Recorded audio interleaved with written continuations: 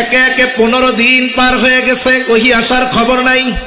এদিক দিয়া কাফেররা আনন্দ মিছিল শুরু করে দিল যে মুহাম্মদ যদি সত্যই নবী হইতো প্রশ্নগুলোর জবাব দিতে পারত। আসলে সে নবী না।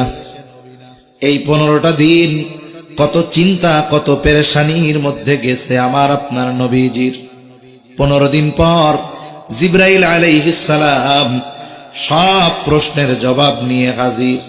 সাথে সাথে এই উম্মতের জন্য একটি শিক্ষণীয় বিষয় আল্লাহর পক্ষ থেকে নিয়ে আসছে। 3 প্রশ্নের জবাব নিয়ে জিবরাইল আলাইহিস সালাম হাজির। সাথে সাথে এই উম্মতের জন্য অন্যতম শিক্ষণীয় একটা বিষয় নিয়ে আসলেন।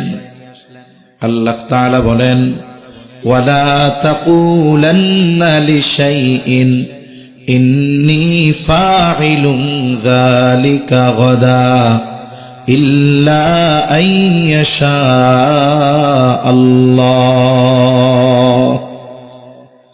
আল্লাহ রাব্বুল আলামিন বলেন, ওয়ালা তাকুলান্না লিশাইইন ইন্নী ফাইলুন যালিকা গাদা।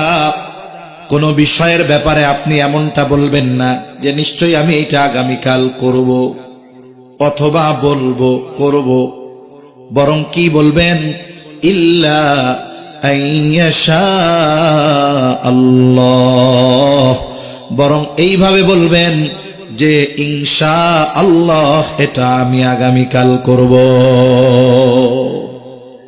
এই যে ভবিষ্যতে কোনো কিছু করা বলার ক্ষেত্রে ইনশাআল্লাহ বলার শিক্ষা দুনিয়ার কেউ না, বরং এই শিক্ষা দিয়েছেন কে? জোরে বলেন না কে?